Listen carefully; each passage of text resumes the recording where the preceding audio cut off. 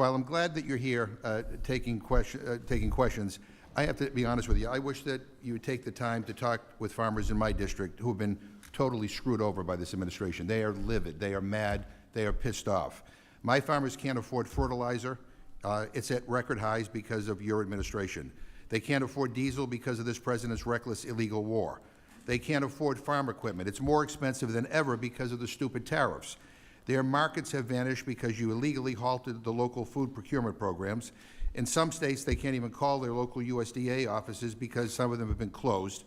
And because of this administration's cruel cuts to food assistance, many people in my community can no longer afford to buy fresh and local produce. People are tired of the gaudy ballrooms and the slush funds and the and the corruption that is on display before their very eyes. They're sick and tired of the Mar-a-Lago class being enriched and getting richer while everybody else gets ignored. Earlier this year, you even bragged about kicking 4.5 million people off nutrition assistance, saying that was, quote, good news. Well, a new report from the Nonpartisan Center on Budget and Policy Priorities found that the number includes at least 700,000 children. Now, I say at least because that's data from less than half the country. That number is going to be in the millions. Let me say that again. 700,000 kids plus have lost their food assistance. That's not good news. Hunger is getting worse in this country. And by the way, the average SNAP benefit is only about $2 per person per meal.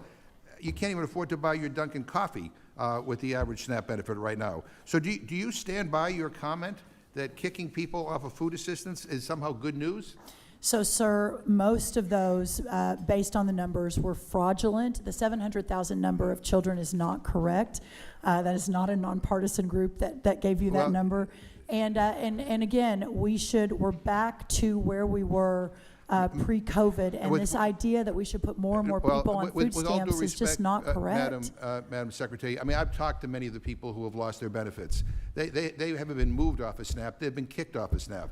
These are people who actually need and rely on this food assistance to provide basic nutrition for their families. Hunger is getting worse in the United States of America. We all should be ashamed of that.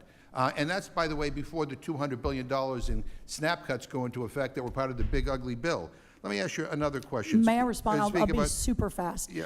What I will say is that wages are at the highest rate they've been in American history. Well, our unemployment is at the lowest rate. We have more people working. The result of that is less people on government programs. Go to a grocery store. People are putting groceries back on the shelf because they can't afford to pay their bill. Sir, all let me of ask this you, is down. speak about healthy food and specifically about toxic cancer-causing chemicals like glyphosate that get sprayed on our crops. This administration promised to make America healthy again. This is a yes or no question. Is glyphosate, do you believe that it's safe?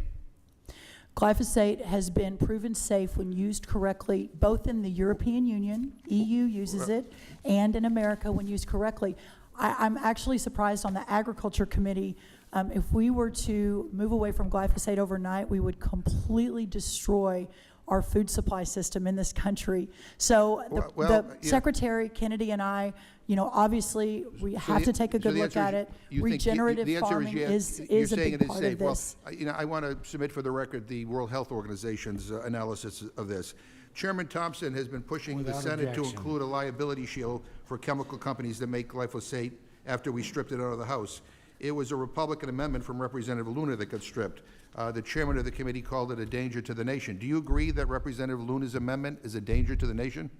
We have to be so careful and intentional. We're talking about preserving and protecting American farmers. Do you believe that pesticide companies and chemical companies deserve liability protection? Listen, we cannot destroy our farmers and ranchers' ability to plant and make a living every day. This is the whole point of this committee. So you believe, even though you're saying that glyphosate is safe, that they should have some sort of liability protection? It's safe when used correctly. So do you believe that they should have liability protection? If we are enacting policy that allows China to be our sole source of crop protectant, we will lose freedom in our country. It is that. It causes cancer, Madam we should Secretary. It causes cancer. Now recognize the gentleman from Georgia, Mr. Scott.